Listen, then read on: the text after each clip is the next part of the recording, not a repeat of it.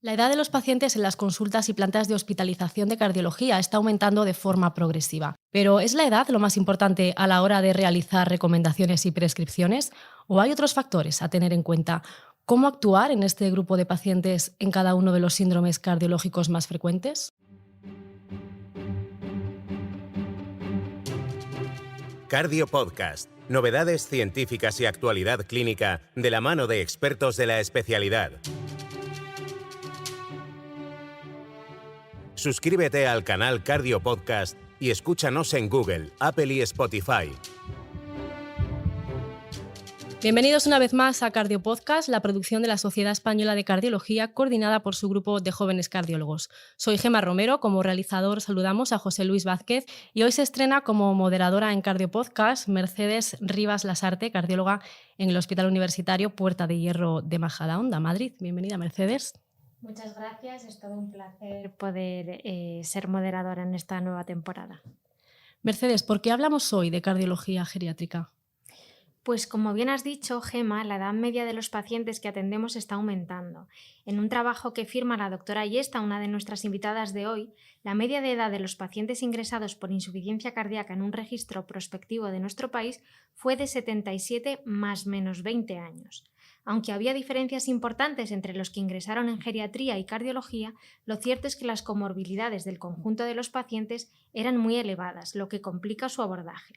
Así que hoy vamos a hablar de Por 100 razones en cardiología geriátrica, un libro muy coral que ha coordinado la doctora Ana Ayesta y que de forma sencilla, en formato de preguntas y respuestas, nos repasa la evidencia actual sobre las dudas más frecuentes que nos surgen en el manejo del paciente de edad avanzada. Cardio Podcast, episodio realizado con la colaboración de Bayer. Pues vamos a comenzar este debate hablando en primer lugar de la importancia del abordaje integral de los pacientes mayores, pero antes, claro, saludamos a los invitados que nos acompañan en esta mesa Cardio Podcast. Tenemos con nosotros a la doctora Ana Ayesta López, cardióloga en el Hospital Universitario Central de Asturias. Bienvenida, Ana. Hola, buenas, un saludo. David Martí Sánchez, cardiólogo en el Hospital Central de la Defensa Gómez Ulla de Madrid. Hola, David. Hola a todos, encantado de estar aquí. Y a José Ángel Pérez Rivera, cardiólogo en el Hospital Universitario de Burgos. Un placer que nos acompañes. Hola, muchas gracias. Es un placer contar con vosotros para este debate y lo primero que quería hacer era felicitaros por este libro porque de una forma muy práctica repasa la última evidencia en cardiología y aunque se centra en el paciente añoso es un buen manual de consulta al que recurrir cuando nos surjan dudas en nuestro día a día. He estructurado este coloquio en 3 bloques. En el primero hablaremos del porqué de este libro y, como ya ha avanzado Gemma, de la importancia de una valoración geriátrica integral y cómo llevarla a la práctica. En un segundo bloque hablaremos de 2 de las patologías más frecuentes en la población geriátrica, como son la estenosis aórtica y el síndrome coronario agudo. Y por último comentaremos cómo abordar al paciente anciano con insuficiencia cardíaca. Ana, empezamos con el primer bloque. Cuéntanos, ¿qué te motivó a escribir este libro? Bueno, pues la idea surgió en la sección de cardiología geriátrica ya hace casi año y medio, cuando yo todavía era presidenta. Y entonces se nos ocurrió que después de varios años en los que vimos que tenían mucho éxito los formatos de formación tipo pregunta y respuesta, habíamos hecho varias mesas pues en reuniones con expertos y en las reuniones anuales de la sección y vimos cómo el formato de la pregunta directa con respuesta directa sobre cuestiones que no dejan de ser dudas para todos porque la bibliografía que hay y la literatura pues no es muy clara al respecto, pues eran formatos muy exitosos y que además captaban mucho la atención de la gente. Entonces se nos ocurrió recopilar pues todas esas dudas, incluso añadiendo dudas nuevas en un formato de libro compacto en el que las respuestas fueran cortas y nos respondieran expertos a las diferentes preguntas. Entonces, a partir de ahí, pues hicimos un poco el índice, buscamos colaboradores y ya contactamos con los expertos, que son 26 autores, que son los que verdaderamente pues, han escrito el libro. Muy bien, Ana. La verdad es que este libro cuenta con expertos nacionales de primer orden. En el primer capítulo se habla de la valoración geriátrica integral. Ángel, ¿por qué crees que es tan importante? Bueno, yo creo que la valoración geriátrica es algo que deberíamos poco a poco los cardiólogos ir incluyendo en nuestro día a día, porque como has dicho Mercedes antes, la edad media de los pacientes va aumentando progresivamente tanto en consultas como en la planta. Entonces, bueno, yo creo que es importante hacerla por varios motivos. Lo primero, porque los pacientes mayores con cardiopatía son más complejos. Tienen normalmente una prevalencia alta de comorbilidades que muchas veces condicionan el manejo de los pacientes e incluso determinan el pronóstico incluso más que la propia cardiopatía. En segundo lugar, los pacientes mayores con cardiopatía tienen factores de riesgo adicionales, como pueden ser los síndromes geriátricos, la fragilidad, deterioro cognitivo, la dependencia, la desnutrición. Son aspectos que los cardiólogos todavía no valoramos suficientemente, en mi opinión, y que, como digo, son factores de riesgo demostrados en estos pacientes. Y además, tanto las comorbilidades como los síndromes geriátricos, como digo, condicionan el manejo, el pronóstico, y esto hace que nos lleve a individualizar el tratamiento de forma más concreta. Si sabemos esta situación de prevalencia de síndromes geriátricos y de comorbilidades en los pacientes, manejaremos probablemente tanto los fármacos como las terapias no farmacológicas de una o determinada manera. Y esto es especialmente importante cuando el paciente necesita un intervencionismo, ya sea una cirugía o un intervencionismo valvular. Quizás realizar este tipo de valoraciones previas a tomar la decisión va a condicionar la propia decisión y probablemente podamos adaptar mejor las actitudes terapéuticas a cada paciente en concreto. Y David, le pregunto primero a David, pero quiero que me contestéis luego todos, ¿cómo integramos esta valoración geriátrica en nuestra práctica habitual? ¿La reservamos para pacientes concretos, antes de procedimientos específicos? ¿Contamos con los geriatras o cada vez nos animamos más los cardiólogos? ¿Podéis contarnos alguna experiencia concreta que tengáis? Pues lo primero, enfatizando un poco las palabras de Ángel, como ocurre en la práctica en otros apartados, ¿no?, del día a día, una cosa es lo que queremos y otra cosa es lo que tenemos. Y casualmente en una mesa del Congreso Nacional, del último congreso en Málaga, pues hicimos una pregunta al público, que cuántos disponían de un servicio de geriatría capacitado en sus hospitales para llevar a cabo estas valoraciones geriátricas, y la mitad de los asistentes no disponían de ese recurso, ¿no? Por tanto, no cabe duda, también con el perfil de pacientes que manejamos, que los cardiólogos nos tenemos que implicar cada vez más y tener más nociones, ¿no?, de esto. No quiere decir, por supuesto, que no nos podamos apoyar, o lo ideal sea tener un geriatra que además nos va a ayudar a identificar otra serie de patologías, incluso a preparar a los pacientes para eventuales intervenciones, ¿no? Pero no cabe duda que el tener un conocimiento de eso pues nos va a ayudar mucho a interpretar lo que nos digan otros, incluso, llegado el caso, a tomar decisiones. Es importante, además, en pacientes mayores y que pensamos que pueden tener algún síndrome geriátrico, pues no usar preguntas aisladas, sino hacer valoraciones estandarizadas, porque te llevas sorpresas. Y un paciente que a priori, con las preguntas más básicas, puedes pensar que es independiente, cuando tú le haces una escala de Bartel, te encuentras que a lo mejor no es tan independiente, ¿no? Y eso pues puede tener impacto, ¿no?, en la toma de decisiones. Y ya entrando un poco a cómo lo hacemos nosotros, por supuesto es mejorable, ¿no? Pero nosotros, en todo paciente de una edad que ingresa en planta de cardiología, lo tenemos protocolizado y hacemos una valoración básica de dependencia, de fragilidad, de nutrición y de estado sociofamiliar. Y en la consulta ambulatoria de intervencionismo estructural hacemos una valoración, por lo menos, de situación de dependencia y de algún índice de fragilidad. Por supuesto, siempre se pueden añadir cosas. La nutrición es un apartado que seguro que podemos trabajar mucho más, pero esa es la valoración básica que hacemos nosotros en nuestras consultas. Nosotros en Burgos, como has dicho, David, pues somos del grupo que desgraciadamente no tenemos servicio de geriatría. Por lo tanto, pues poco a poco los cardiólogos clínicos hemos sido los que hemos ido realizando la valoración. Nosotros lo hacemos en planta, todo paciente mayor, probablemente por encima de 75 años más o menos, sobre todo aquellos que ingresan por insuficiencia cardíaca, síndrome coronario agudo y también endocarditis. En la consulta, la verdad que la consulta general no lo hacemos, yo creo que de forma rutinaria, aunque sí en la unidad de insuficiencia cardíaca, pero lo hacemos los propios cardiólogos clínicos.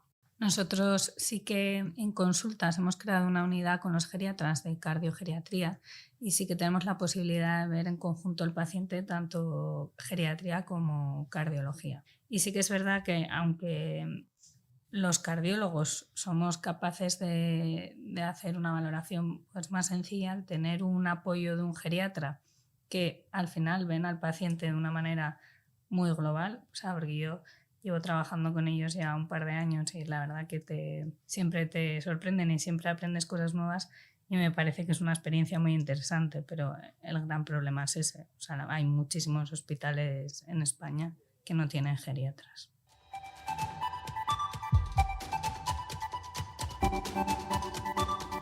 Estás escuchando Cardio Podcast. Continuamos en Cardio Podcast hablando de cardiología geriátrica y nos enfocamos ahora en la estenosis aórtica y el síndrome coronario agudo. Una de las patologías más frecuentes que aparecen con la edad es la estenosis aórtica degenerativa. Sabemos que el implante de prótesis aórtica transcatéter ofrece muy buenos resultados en este grupo de población. Pero David, ¿cómo podemos mejorar aún más estos resultados y cuándo saber si la intervención que vamos a hacer puede ser fútil? Pues ese es uno de los grandes retos, ¿no?, a los que se enfrenta la cardiología actual y a la que tenemos que dar respuesta. Porque por un lado tenemos procedimientos cada vez más perfeccionados, estandarizados, ¿no?, de implante minimalista, que muchos pacientes se van de alta en primeras 48 horas, pero al mismo tiempo sabemos que aproximadamente 1 de cada 5 implantes de los que se realizan hoy en día, con una media de edad entre los 70 y 75 años, pero muchos pacientes por encima de esta edad, pues 1 de cada 5 implantes pues no van a tener una mejora en la supervivencia o en la calidad de vida al año o a los 2 años del implante, y eso está pues bien documentado en la literatura. Por tanto, aquí cobra una vez más importancia la valoración geriátrica, no porque vayamos a denegar una intervención a un paciente que lo pueda necesitar, pero sí pues es una información adicional en base a la cual vamos a poder dar una información realista y al paciente y a su entorno, y que nos puede ayudar mucho a la toma de decisiones, tanto como hacer un electrocardiograma o un ecocardiograma. Entonces, en este sentido, pues sabemos que con un índice de Charlson por encima de 5 puntos o una escala de la más validada, el Essential Frailty Toolset, de más de 2 puntos, o tener dependencia en más de una de las esferas de la vida diaria, otra serie de circunstancias, ¿no?, una desnutrición avanzada, pues puede tener un impacto pronóstico de igual manera que un fallo del lado derecho o que el paciente necesite oxígeno en su domicilio, ¿no? Entonces es importante evaluar estos factores. Yo creo que uno de los grandes retos que tenemos es saber cuándo hemos llegado a un punto en que la situación de dependencia, en realidad cuando hablamos de dependencia ya es irreversibilidad, ¿no? Entonces mi paciente puede ser frágil pero no dependiente, pero una vez ya llega a un punto de dependencia probablemente hemos llegado a una irreversibilidad, hagamos lo que hagamos. Y ese es el gran reto, porque muchas veces la gente piensa que solucionando la valvulopatía podemos revertir la dependencia, y hay un punto en que la fragilidad sí es reversible, pero hay situaciones de dependencia que ya la válvula puede quedar muy bonita, pero el paciente sigue en la cama, con lo cual no hemos hecho nada. Yo creo que uno de los retos, aparte de lo que comentabas, es el paciente nonagenario, ¿no? Yo creo que cada vez vamos a tener más pacientes en este grupo de edad, aunque es verdad que yo creo que todos estamos de acuerdo en que la edad no debe ser un factor de corte. Es verdad que hay que mirar otras cosas en un paciente pues ya de más de 90 años, ¿no? Yo creo que todos lo tenemos claro en el paciente de 70, 80, pero en el paciente de 90 hay que mirar otras cosas, ¿no? Porque este paciente no se va a beneficiar probablemente de un aumento en la cantidad de vida, sino que hay que mirar otras cosas, ¿no? Entonces yo creo que ahí ese sigue siendo, yo creo que el reto. Por cerrar un poco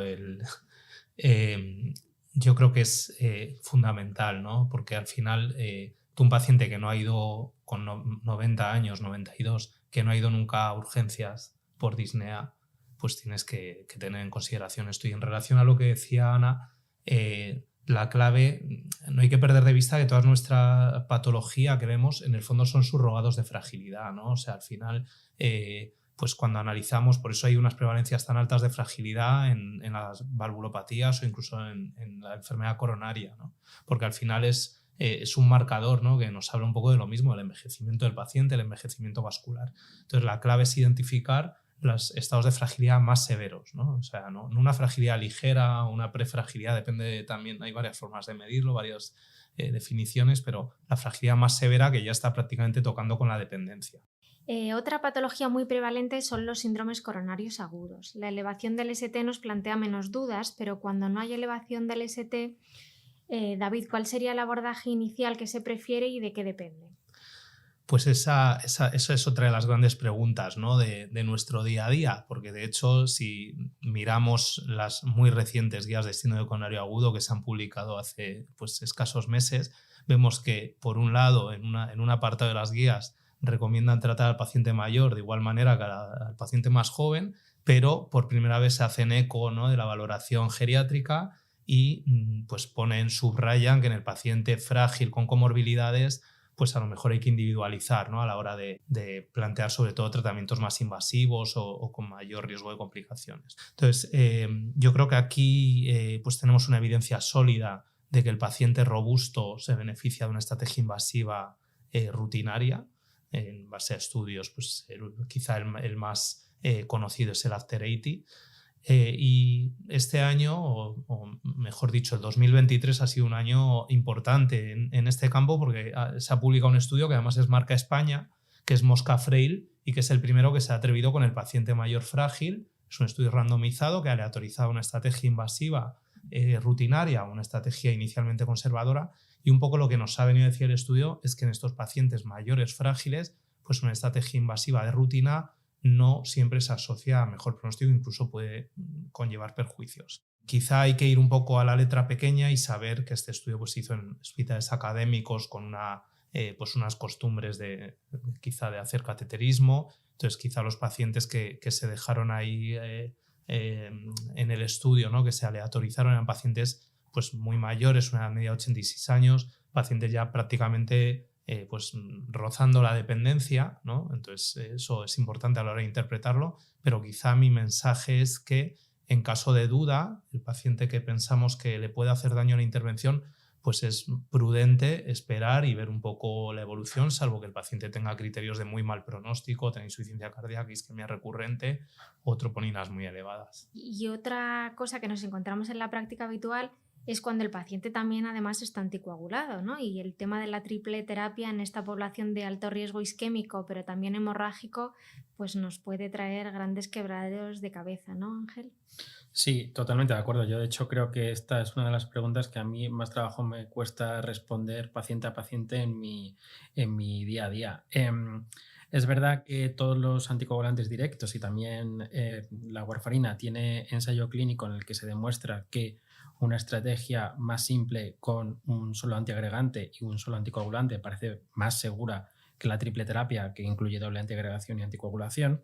Pero estos estudios que, como digo, demuestran claramente una mayor seguridad, no tuvieron suficiente potencia como para demostrar mejoría en eficacia en eventos isquémicos, ¿no? Por ello se hizo un metaanálisis en el que sí que se vio un mayor incremento de reinfarto y de trombosis del stent en el grupo de doble terapia.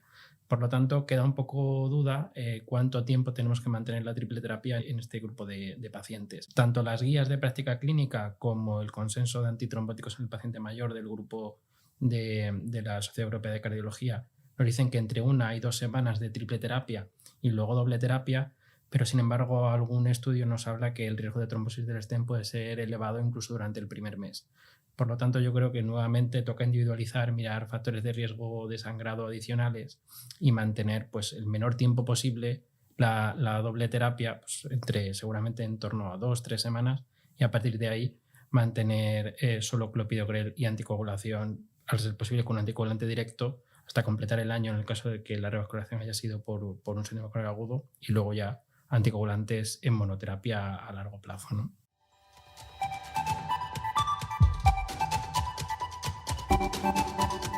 Seguimos analizando con Ana Ayesta, David Martí y José Ángel Pérez cómo actuar en el paciente anciano en los principales síndromes cardiológicos. Mercedes, pasamos a hablar ahora de insuficiencia cardíaca.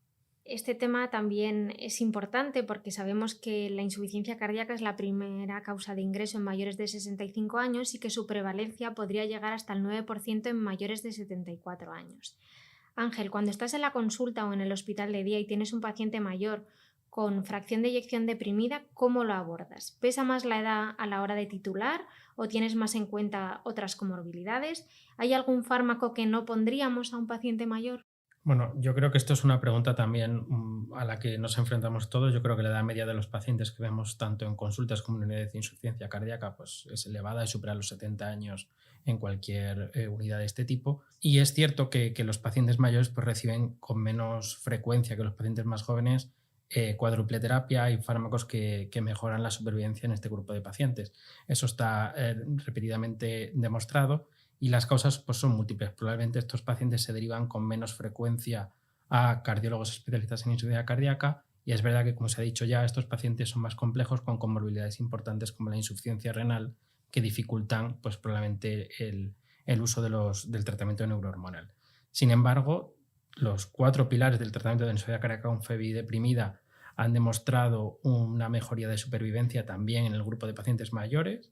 Es verdad que en comparación con pacientes más jóvenes, el uso de estos fármacos asocia un mayor incremento de efectos secundarios, ¿no? Por lo tanto, en cuanto a tu pregunta concreta, Mercedes, yo no hay ningún fármaco que no use. Intento siempre utilizar los 4 fármacos, pero es verdad que la titulación tiene que ser mucho más cautelosa y probablemente ver al paciente más veces para intentar evitar los efectos secundarios. Nosotros, en nuestra experiencia, sí que es verdad que podemos titular a los pacientes, incluso pacientes octogenarios, incluso algún onogenario, que les logramos optimizar bastante el tratamiento, y sí que el fármaco que más nos cuesta son los antagonistas del receptor mineralcorticoide. Muchas veces se quedan con dosis muy bajas, incluso 12,5 miligramos al día, porque uno de los principales problemas que además tenemos es la hiperpotasemia. Y es verdad que ahora mismo pues, todas las resinas, unas son mal toleradas y otras el tema de la financiación pues es más complicado. Entonces yo sí que, pudiendo optimizar a muchos pacientes, el ARM es el que más nos cuesta, y sí que en los inhibidores de la nefrilisina nos solemos quedar en dosis medias. A partir de ahí es verdad que muchas veces vienen con razón que se marean y a veces pues, han tenido hipotensiones sintomáticas que nos evitan titular o incluso nos hacen bajar la dosis. Y en los pacientes con FEBI preservada, ¿hacéis screening sistemático de amiloidosis? ¿Qué tratamientos empleamos? A ver, la FEBI preservada en el paciente mayor es un cajón desastre, ¿no? O sea, hemos descrito varios perfiles de pacientes, así un poco desde nuestra experiencia, que es el paciente mayor con FEBI preservada que realmente tiene una IC por FEBI preservada porque tiene una patología propia del miocardio, como puede ser la amiloidosis, pero luego tenemos un conjunto de pacientes que lo que tienen es un corazón mayor que se relaja más y que ante un estresante, como puede ser una neumonía, los virus respiratorios sincitiales en época de invierno, la gripe, se descompensan. Entonces son 2 grupos de pacientes que realmente son diferentes. El paciente, el último del que he hablado, que tiene un factor desencadenante más claro, realmente el manejo de las comorbilidades, que siempre es importante, en este caso lo es mucho más, ¿vale? Porque muchas veces son pacientes que se descompensan cuando hacen la neumonía o cuando reagudizan su EPOC. Y es verdad que es una IC porque cumplen criterios de IC, tienen patología estructural, tienen una hipertrofia, alteración de la relajación, tienen NT-proBNP, con lo cual, y síntomas y signos, la tienen, pero es diferente al paciente que, por ejemplo, tiene una amiloidosis, ¿no? En ese caso es verdad que son pacientes que pueden tener ingresos más sin un desencadenante claro, y en esos casos el tratamiento, pues normalmente nosotros lo que hacemos es un tratamiento de soporte. En cuanto a la pregunta de si hacemos screening sistemático, es verdad que las guías recomiendan que en mayores de 65 con un septo mayor de 12 y con IC hagamos screening, pero también es verdad que en una unidad como la nuestra, con una edad media de 89 años, los pacientes que vienen por IC tienen hipertrofia, casi todos. Entonces lo que hemos hecho es intentar añadir un criterio más, ¿no? Si vemos aurículas más dilatadas, restricción, algo de derrame pericárdico, pues ya sí seguimos con el screening. Vale. Y si tenemos en torno a un 15% de pacientes con amiloidosis TTR dentro de la FEBI preservada. Solemos hacer manejo de soporte y es verdad que ahora tenemos el tafamidis como un tratamiento posible. También es verdad que hay que tener un poco cuestiones de recursos en cuenta a la hora de prescribirlo y tienen que ser pacientes que realmente estén en una situación funcional extraordinaria. Nosotros hacemos parecido, hacemos screening de amiloidosis cuando hay algún criterio adicional. Por ejemplo, el electro ayuda mucho pues, a patrones de pseudoinfarto septal en el electro. Y lo que sí que hacemos mucho, más que prescribir fármacos para la insuficiencia con FEBI preservada, es desprescribir, ¿no? Yo creo que el paciente mayor con FEBI preservada tolera bastante mal los betabloqueantes, algunos calcioantagonistas. Por lo tanto, pues muchas veces lo que hacemos más es retirar algunos fármacos que tienen una indicación un poco dudosa más que prescribir nuevos, ¿no? Sí, yo iba a hacer un comentario muy parecido al de Ángel, ¿no? Yo creo que estos pacientes, ¿no? que tienen una edad, en muchos casos por encima de los 85 años, lo más importante, el mensaje es no hacer daño, ¿no? O sea, el tema de los bloqueantes del sistema de renin-angiotensina, pues ajustar mucho, priorizar quizá la descongestión más que pensar en pronóstico, ¿no? En fin, yo creo que es un poco lo que dice el sentido común. Sí que es verdad que en estos pacientes, con respecto a esto de la descongestión, nos suele ir muy bien el uso de los ISGLT2, tiene un poco de efecto diurético. Los estudios han demostrado que para la FEBI preservada pues son fármacos eficaces y son fármacos que en el paciente mayor dio mucho miedo al principio, pero yo por lo menos nuestra experiencia es que son fármacos seguros y que además bueno, pues te permite un poco disminuir el diurético de AS, ajustar un poco y a veces solo con el ISGLT2 se mantienen fenomenal. ¿Y qué hacemos con la terapia no farmacológica, especialmente con el implante de DAI? ¿Cómo seleccionamos a los pacientes también para enviarlos a rehabilitación cardíaca? Bueno, pues yo creo que no puede haber tampoco una receta para todos y dependerá tanto de la miocardiopatía como del paciente concreto. Yo creo que podemos estar todos más o menos de acuerdo que el DAI en prevención primaria en un paciente mayor con miocardiopatía dilatada no isquémica en general, pues desde luego de rutina no lo vamos a indicar. Probablemente sí que habrá algún grupo de pacientes que se beneficien dependiendo de, como digo, de otros factores externos, pero desde luego de rutina no. Y yo creo, por contra, que el DAI en prevención secundaria, independientemente del tipo de miocardiopatía que tenga el paciente, pues debería sí que indicarse pues casi en todos los pacientes, ¿no? Salvo situaciones pues extremas, pues paciente con un pronóstico de vida muy muy corto, con morbilidades extremadamente graves, situación de dependencia, deterioro cognitivo muy muy avanzado, pero en el resto yo creo que también podríamos más o menos acordar en emplearlo. La duda es la prevención primaria en el paciente con miocardiopatía dilatada, isquémica y siendo un paciente mayor, ¿no? Yo creo que ahí pues no se puede dar una respuesta firme y habrá que buscar otros factores de riesgo, ¿no? Yo creo que la FEBI, la crisis funcional, el realce, el tipo de enfermedad coronaria que tenga, bueno, diferentes factores que pueden ayudar a tomar la decisión en cuanto al desfibrilador. Sobre otro tipo de terapia no farmacológica, como puede ser la rehabilitación cardíaca, yo creo que aquí el mensaje sí que tiene que ser claro, que los pacientes mayores se benefician mucho de estrategias de rehabilitación cardíaca. No solo en parámetros cardiológicos, digamos, beneficio en cuanto a la mejoría de la cardiopatía, sino mejoría funcional, mejoría de la calidad de vida. Incluso hay estudios que en determinados grados de fragilidad regresan con estrategias de rehabilitación, ¿no? Incluso mejoría en parámetros nutricionales. Tenemos un problema tanto los médicos que prescribimos la rehabilitación o que derivamos de la rehabilitación, que muchas veces nos echamos un poco para atrás porque pensamos que el paciente no va a ir o no lo va a hacer bien y demás, y también los médicos que hacen rehabilitación, que muchas veces pues, rechazan a pacientes de este tipo por la complejidad que esto conlleva. Yo creo que estrategias diferentes, como puede ser involucrar a los cuidadores, incluso abordajes de rehabilitación cardíaca domiciliaria en pacientes de bajo riesgo, pues podrían ayudar a fomentar esta estrategia en estos pacientes que se benefician tanto, ¿no? Yo, Ángel, quería comentar también cuando valoramos un DAI en prevención secundaria, en una miocardiopatía de origen isquémico, primaria, suele ser muy útil hablar con los pacientes, porque son los pacientes mayores muchas veces, o sea, si tú les explicas lo que va a hacer el DAI, que es evitar la muerte súbita, pero no evitar la muerte por ingresos, por insuficiencia cardíaca, si son pacientes que están ingresando o que han tenido episodios, muchas veces, pues a mí hay pacientes que me han dicho, no, a mí no me ponga eso, ¿no? O sea, yo realmente lo que quieren es vivir mejor, pero el DAI les va a evitar la muerte súbita. Y si se lo explicamos, que muchas veces es verdad que no tenemos tiempo y es difícil de explicar, lo entienden y muchas veces ellos nos solucionan, ellos mismos nos dan la respuesta a nuestras dudas. Ana, David, José Ángel, hasta aquí este interesante episodio sobre el abordaje del paciente de edad avanzada. Hemos aprendido mucho con vuestras aportaciones. Cardiopodcast, episodio realizado con la colaboración de Bayer.